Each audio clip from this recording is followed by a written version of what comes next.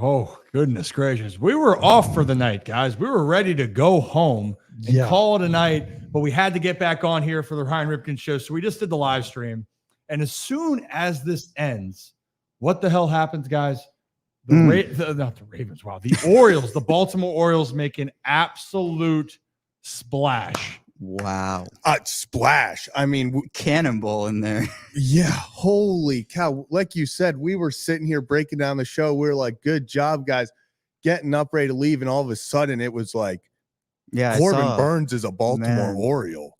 I mean, how can that not get you fired up? Now you look at an Orioles rotation, Corbin Burnes, Kyle Bradish, Grayson Rodriguez. That's just your top three. I don't want to get ahead of myself, but I'm going to get ahead of myself. Name me a better top three in baseball.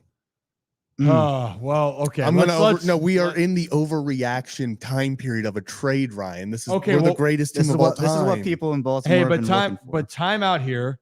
Why don't we talk about what the trade is? Okay. And if you're new to the channel here, by the way, hit that like and subscribe button. I know a lot of people are coming in from Twitter, but if you're on YouTube or X, whatever you want to call it, on YouTube, hit that like and subscribe button. We will answer questions about this, but let's explain what just transpired here with the Baltimore Orioles. Jeff Passan, he dropped a Passan bomb, and it is apparently done. Baltimore is getting Corbin Burnes from the Milwaukee Brewers in exchange for infield prospects Joey Ortiz, left-handed pitcher DL Hall, and the 34th pick in the 2024 MLB draft, because that is what you are allowed to do moving forward. You can trade draft picks.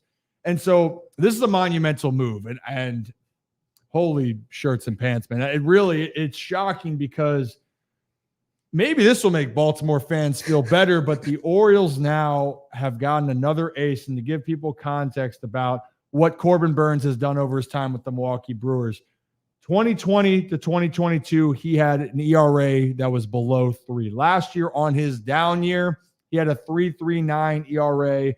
In 32 games, 10-8 was his overall record.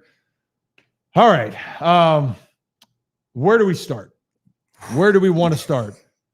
I mean, there's so much to break down. And I do think, obviously, you have to give up good players to get good players. And, the Orioles, I'm almost happy for Joey Ortiz and DL Hall, because especially a guy like Joey Ortiz, he's so talented, but there just wasn't a cleared path for him, especially with Jackson Holiday. You also throw in Connor Norby, who's up there competing for the same spots as him. You have Jordan Westberg already at the major league level. He was expendable, and this does give him an opportunity, I would assume, to be an everyday player for the Milwaukee Brewers. Have to be happy with him, with that for him. DL Hall, I think he's going to get a chance, hopefully, to be a starter out there. That would be cool. But then if you're the Baltimore Orioles, I mean, how can you not, if you're an Orioles fan, how can this not get you fired up at 8:37 p.m. on a Thursday? And in this economy. In this economy. I mean, look, and this is, you kind of ask, well, Elias he's accumulating all these prospects, and what are you going to use? There are only so many spots on an MLB diamond for guys to play. And with the path being blocked for playing time, I mean, it makes sense that Joey Ortiz is in this deal, and now he gets the opportunity to go to Milwaukee. And Zach, as you said, be an everyday player. And you do have to give up stuff to get stuff here. Yeah. And look, I think the Orioles won this deal personally in a pretty big way. This is what I think Baltimore Orioles fans have been waiting for. Get that ace, get that number one guy in. And now you have that, Zach, the top three guys. You can throw other players in there too. But the Orioles are looking to build on last year. This is exactly how you do it. Get a starter in there that can be your ace. And Corbin Burnes, I mean, look, we know he is that. Yeah. And so to give a little bit more context, I'm just trying to wrap myself around it. And Rocco, usually who's with us, Rocco and I do an Orioles podcast, and we're going to release an episode tomorrow talking about this as well. If you're new to the channel, hit the like and subscribe button. I know we have a lot of people tuning in from X as well. All right, let me explain a little bit to this on this side. And we talked about you got to give up, and let's talk a little bit more about what the Orioles gave up, because this is a talking point. I'm sad to see guys like Joey Ortiz and DL Hall go. Personally, DL Hall is a former teammate of mine. I'm a huge believer in DL Hall. I think he has electric stuff, because being a lefty, and if he is healthy, the biggest thing, he's got to stay healthy. I do think he has an extremely high ceiling. And for Joey Ortiz, the reality is, and I've seen some comments here, he was blocked, and they made a choice that they were going to keep Jordan Westburg. Jordan Westburg was going to be the guy they were going to give more opportunities to, at least for now. And they made the choice that Joey Ortiz, it was better off that he could go somewhere else and have a chance to actually go out there and see what can happen for him. And it's a good trade for Milwaukee, right? Like, if things turn out the way that you would hope for a guy like DL Hall, he can be a really, really excellent pitcher at the big league level. But again, for the Orioles side, because now you're more in the win now mode, you know where you are and who you have, and you need to give those guys opportunities, right? Mm-hmm. Joey Ortiz was not going to get the opportunities, and his value was extremely high. DL Hall is kind of in that middle no man's land. The Orioles are trying to figure out, was he going to be a starting pitcher? Was he going to be a reliever?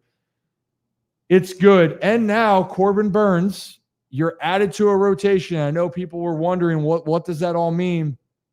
The Orioles now, arguably, if they are healthy, and I'm going to preface this, if the Orioles have a healthy starting rotation, it is going to match to be one of the best in the American League and all of baseball, given what they have. But health is important right now. And I think, who just pulled this one up? Was this you, was Zach? me. Okay. Yeah, I wanted to, obviously, this doesn't tell the whole story. These are advanced analytics. These are percentiles where he ranks in the league.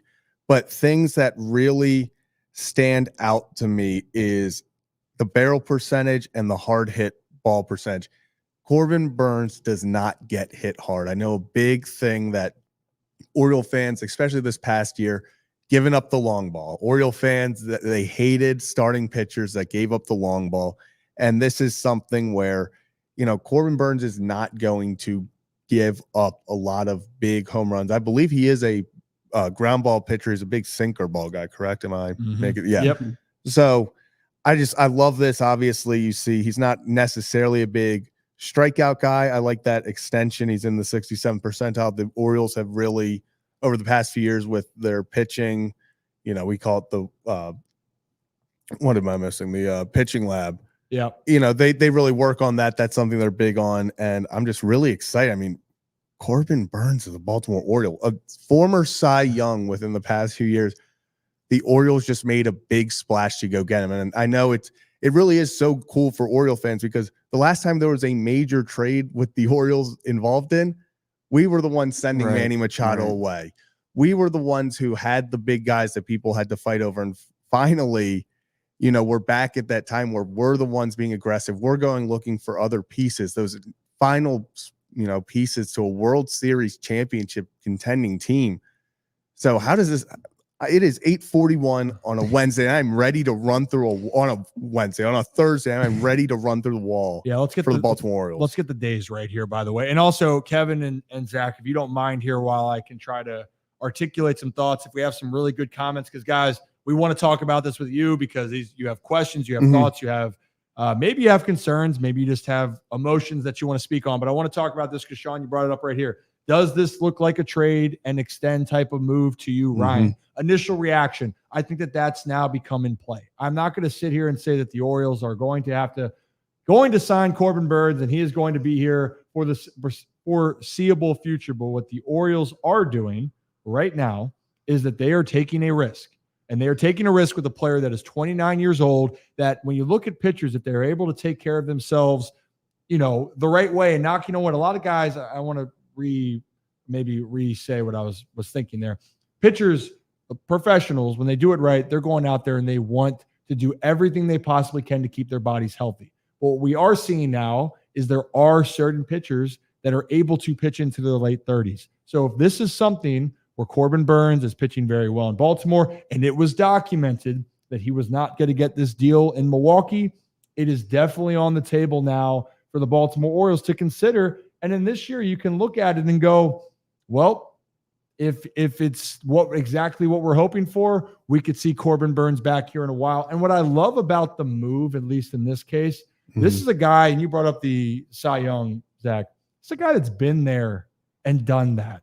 And I'm not saying that other guys haven't, because these young guys have that experience. But you have a guy like Corbin Burnes now who has pitched in the major leagues and has shown what he's capable of doing on a yearly basis. He came up to the majors in 2018, So he has 6 years of being in the big leagues and on a staff that when you look at it, guys, it's young. It's a young It's staff. a young staff. And John Means is the quote unquote like elder of the group, but he's still young and coming off of a injury, meaning he just hasn't had a lot of time to pitch in the big leagues, relatively speaking. Mhm. So it's a tremendous move. I do understand on the other side, though, there's a lot of talk about losing DL Hall, and rightfully so, guys.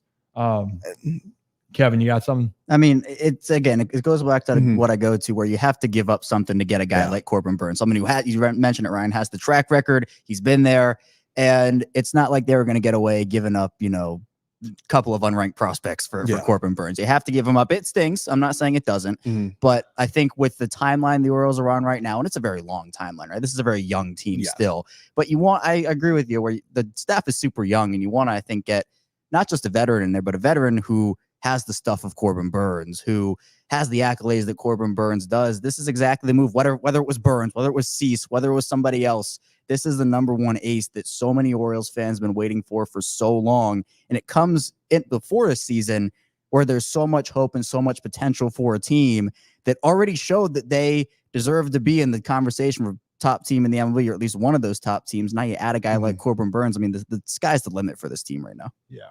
I would agree. But what I will say, I've seen some comments about if this was going to be done, whether ownership or this whole deal was being done, or, if Corbin Burnes was with Baltimore last year, which I saw a comment here.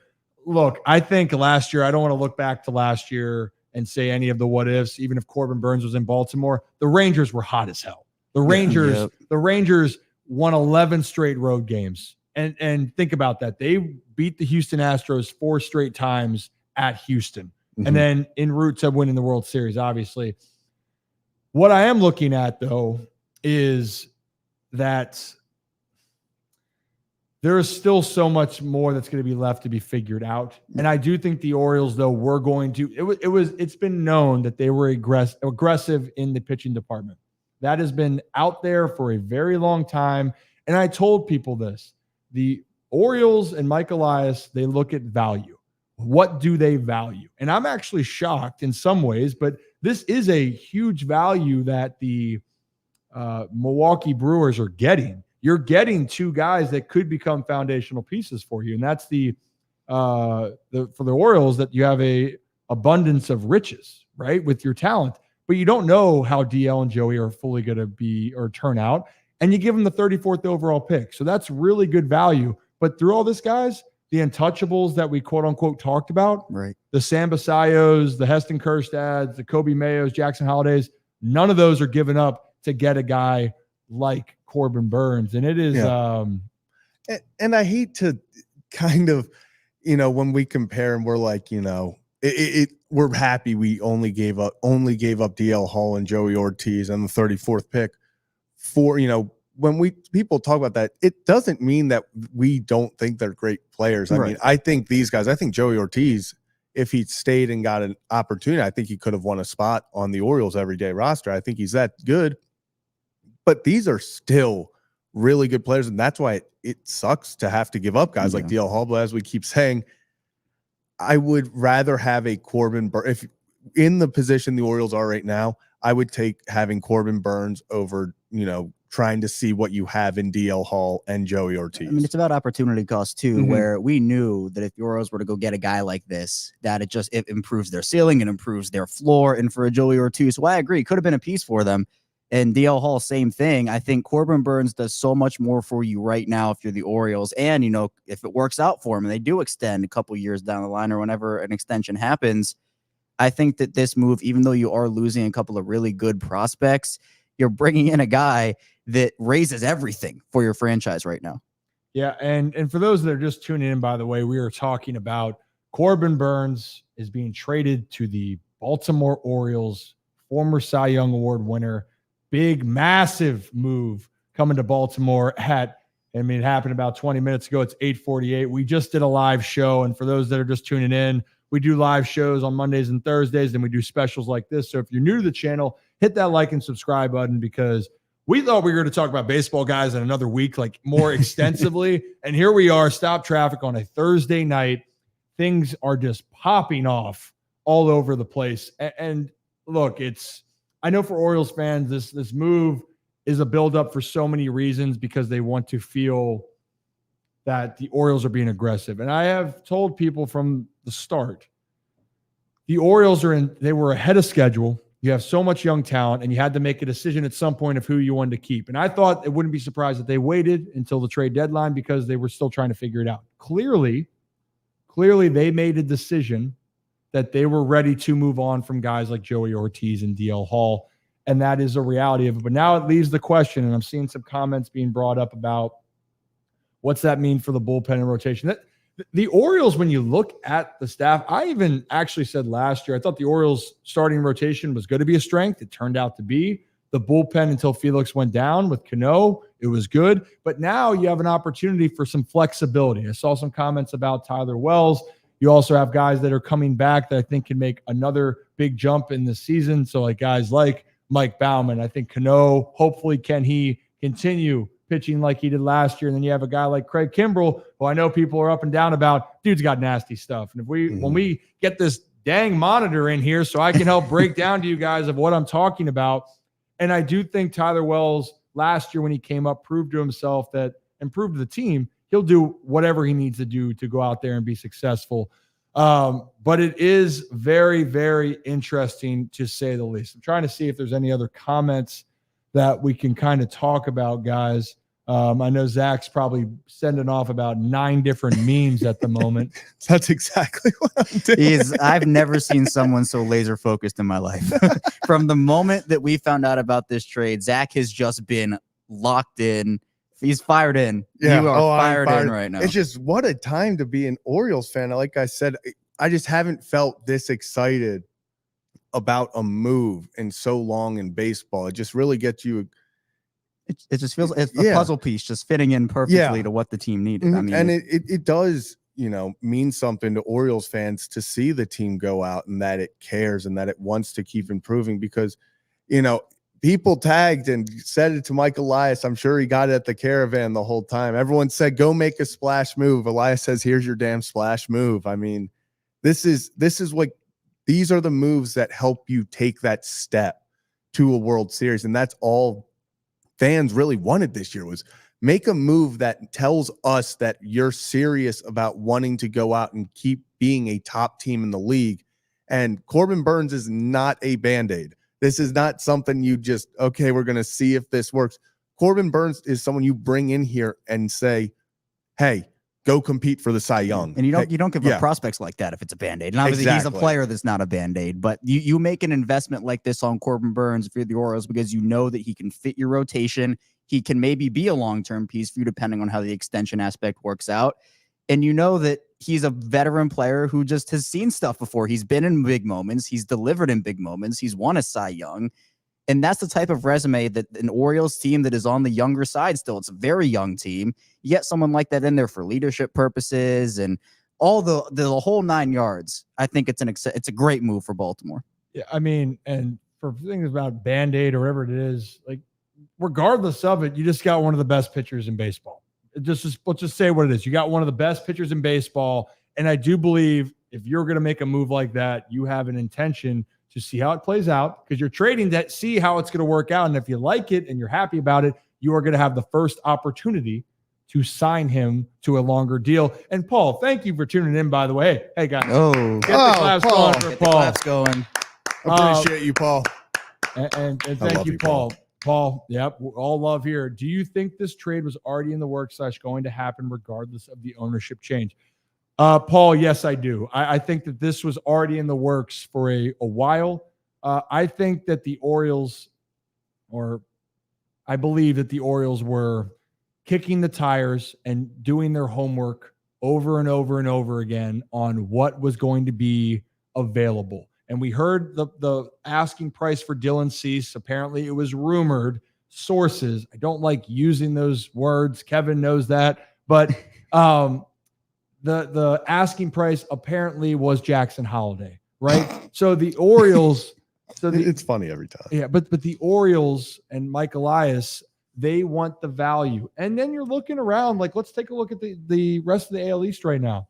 This was an opportune moment to continue to take another step forward. So the Yankees, to me, and people aren't going to like this if you're a Baltimore fan, I think the New York Yankees are going to be back next year. I think that they are going to have a very good year, and the Orioles are also going to have a good year, but you need to make sure that you're prepared and trying to better your team. And this was the move, and the Orioles finally came to a decision where they felt this value made sense, and I don't think this had anything to do with ownership. And quite frankly, again, Paul, the deal for ownership is not done yet. It has to be approved. So I think that this was always, and I truly believe, I know people were hearing liftoff with Mike Elias. I 1,000% believe Mike Elias was always intending on making the deal, but he wasn't going to make a deal that he didn't think would bring good or great value to not just obviously to the team that he's trading to, but really the great value to the Baltimore Orioles. So it's really exciting to see as far as you're a fan. And Kicks out seeing this. Mike Baumann, don't get me going on Baumann. I am a huge believer in down the season. We're going to talk more about this because the Orioles have guys that I think are going to take the next step. This is a very, very good problem for the Orioles to have, as having good players that really, like D.L. Hall was one of those guys. D.L. Hall was one of those guys. You saw the talent. You went, man, he could be great. There's a chance he might not, but man, he has a chance to be a fantastic player. Mm-hmm.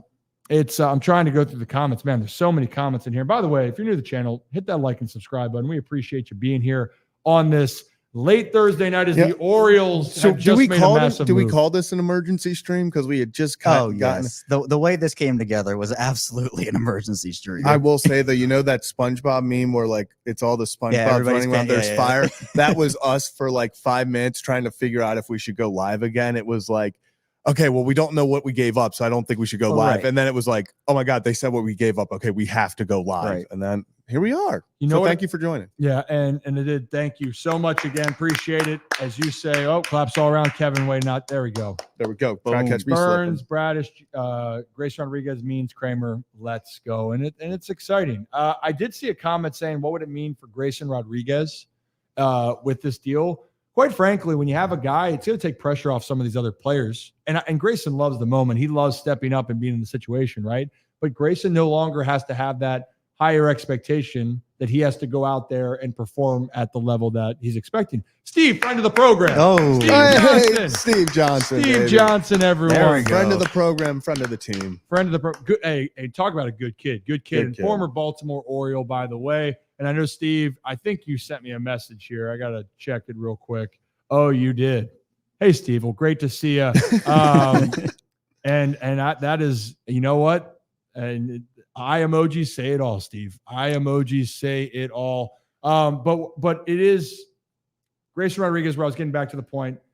I have every belief that he is going to be a top end starting pitcher, a 1, at the worst, a 2.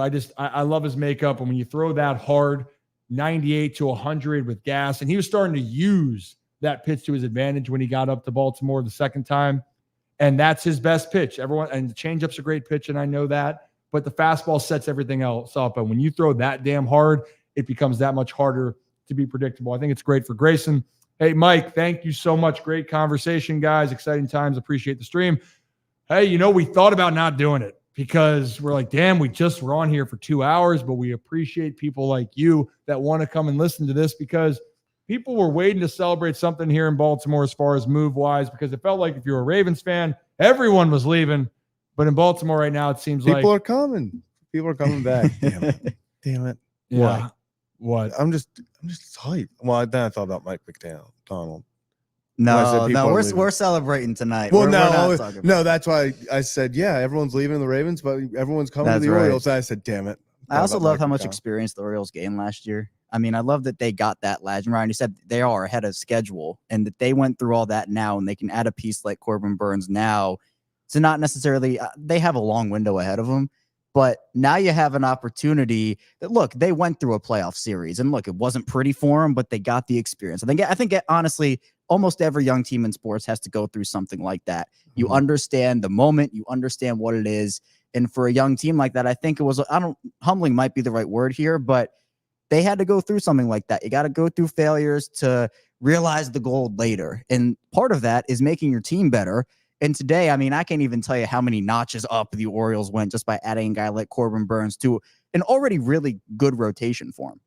Yeah, I mean, yeah, I'm still just trying to process all of this because you're right, Kevin. This is, I tried to my best to look at this objectively and also understand the excitement around the team, right? And again, this is the business side of it. So as hard as it is to see some guys go, and this is why if you were around baseball, and I've had the opportunity to be around the game, I had my career in the minors with the Orioles, started my career with the Nationals, but with the Orioles from 2017 through the 2021 season. So I know a lot of these guys on a personal level.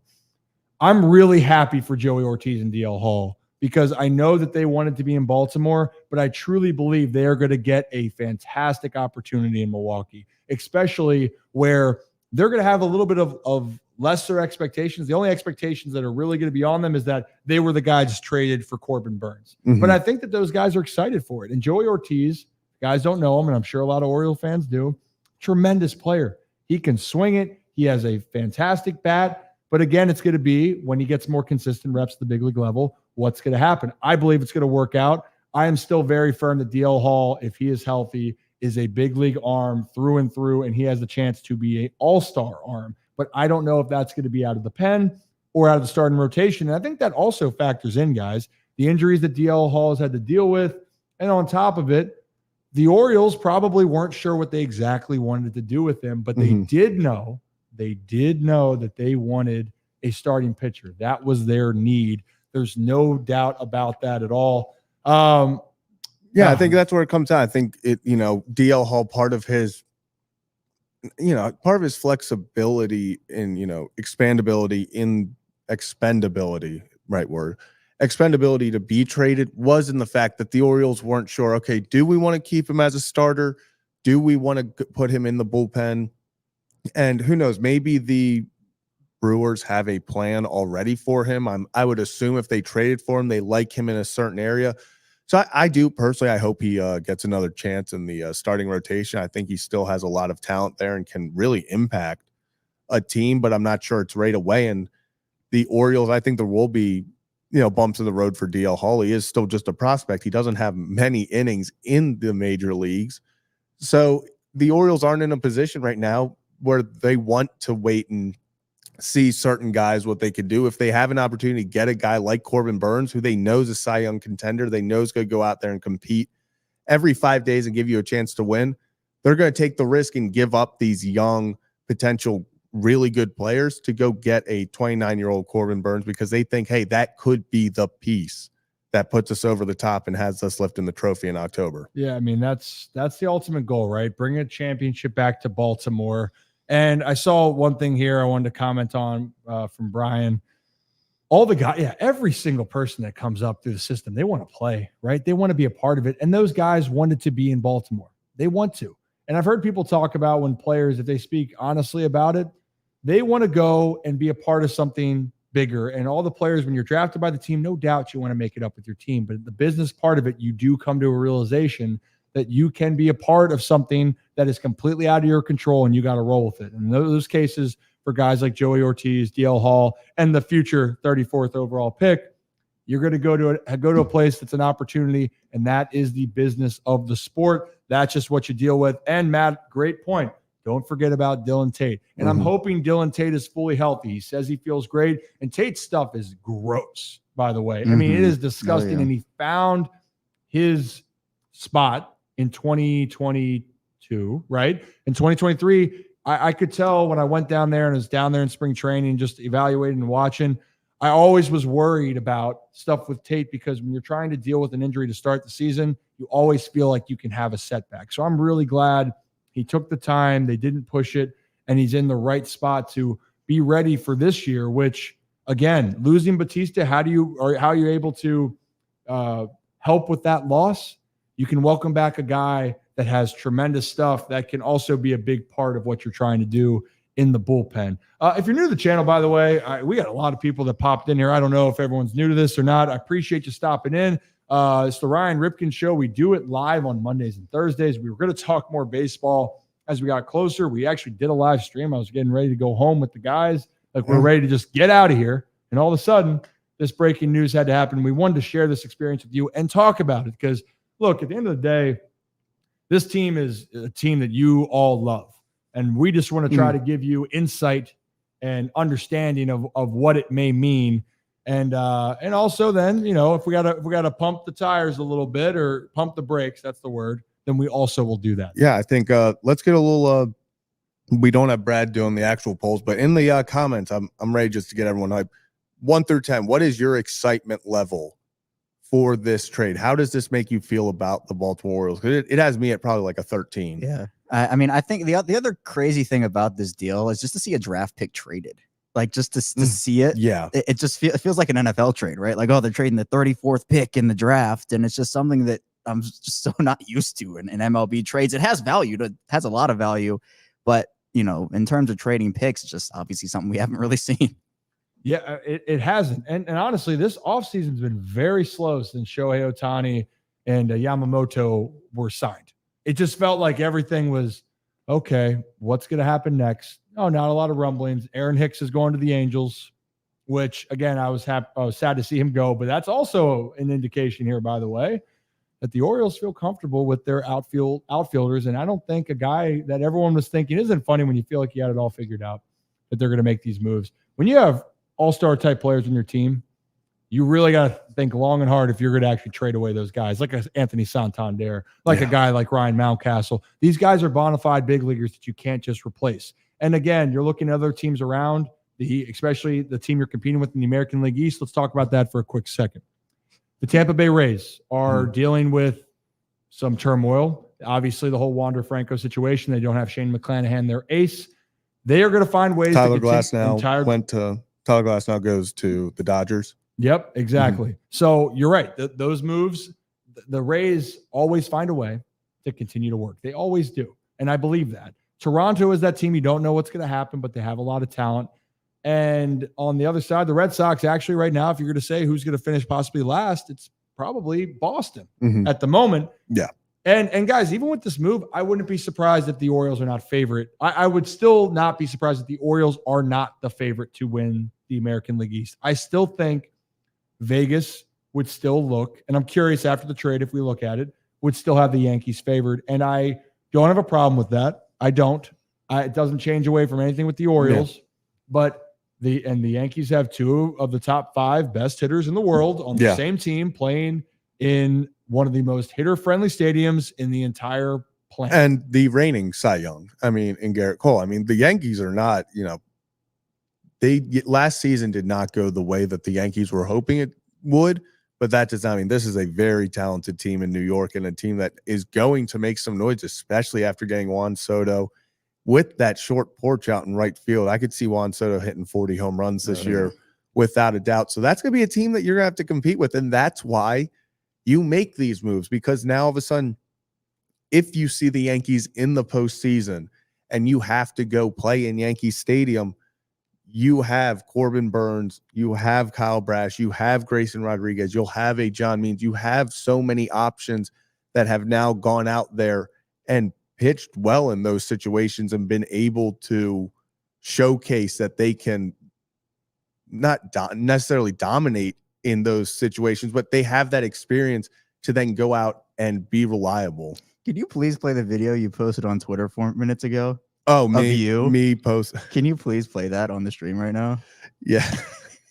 Yeah. Zach, this is how all Orioles fans are feeling right now. Zach, please pull this up. This is the graph. Yeah. I have not stopped laughing in the minute I've seen it. This is it me popping the champagne? Yes. Oh, goodness. That's what it feels like, though. It feels like this has been such a long time coming. And with the Orioles having the year that they had last season, having them come up short, it's about building off of it. And you have such a fan base that's so excited about this team. And look, this is exactly what I'm talking about. This is from when the Orioles lost or just snapped their 14-game winning streak almost 3 years ago. Ladies and gentlemen, after 14 long games, the Baltimore Orioles are back in the win column. Is this the greatest day of my life? Possibly. Did I ever think it was going to happen? Not really. Will we ever lose again? Absolutely not. Tank is over. I repeat, tank is over. World Series tour back on. I'll see you in October. Let's go, O's. Did I lie? World Series tour is back on, baby. It is 3 years later. We went from celebrating 2 times the Orioles had a losing streak of over 14 games.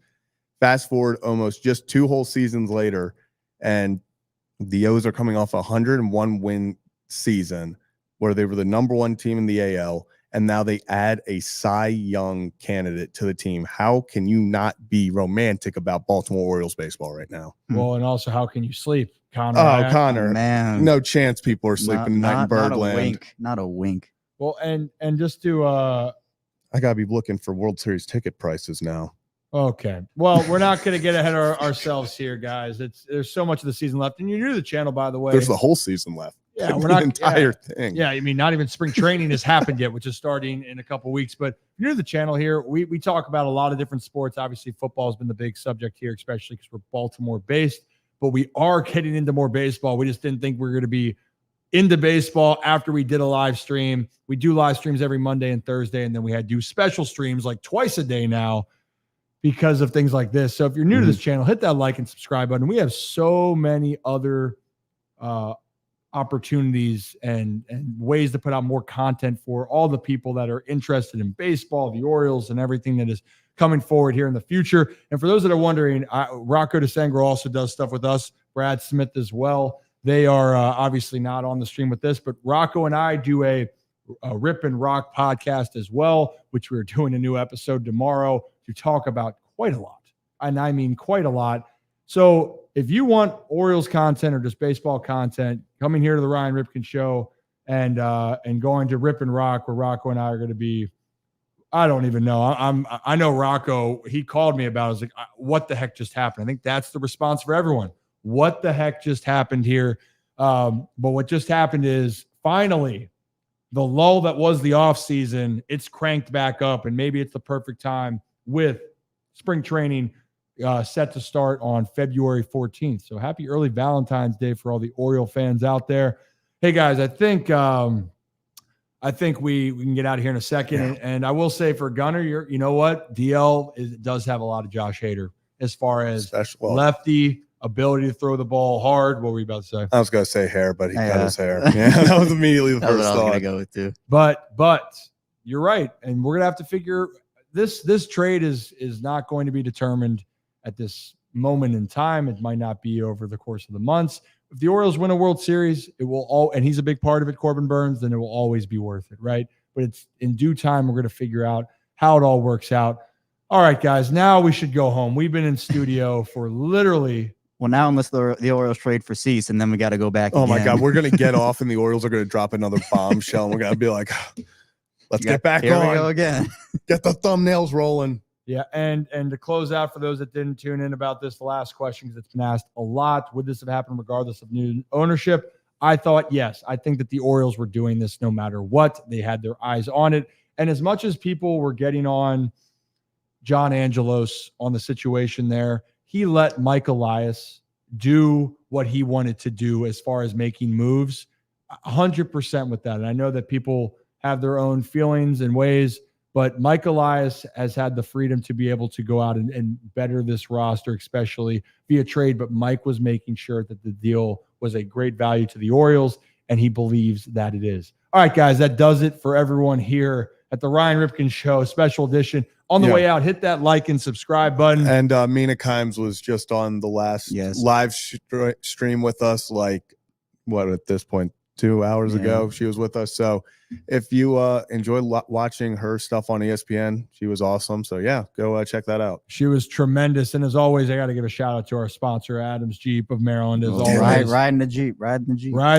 baby. We're riding the Jeep extra time. two times in one night. Yeah, literally Incredible. riding the Jeep. And Adams Jeep of Maryland, I have a lot more planned with them, and the show does, as well as some other things going on this spring as we talk more Baltimore baseball. But hey, you guys, for the second time, I'm going to say this. Yeah. Have a day, have a night, and have a weekend. We are all on Twitter at Kevin Ostreicher, at Zach Andre Bollinger. 18 at Zach Bond. He never puts the 18 at the end. Mine is the 34, He and yours doesn't- is the he doesn't 18. care. I do have one more thing to say. Oh goodness. Corbin Burnes for head coach of the Ravens. Yeah. And if people need the inside joke, go watch the Mina Kimes video and stream that we just did. We have a lot of videos coming out here on the Ryan Ripken media channel. So, all right, we're getting out of here. Have a day, have a night, and have a great weekend. We will see you next time for another edition of the Ryan Ripken Show. And go Birds. Go Birds, baby. Yay.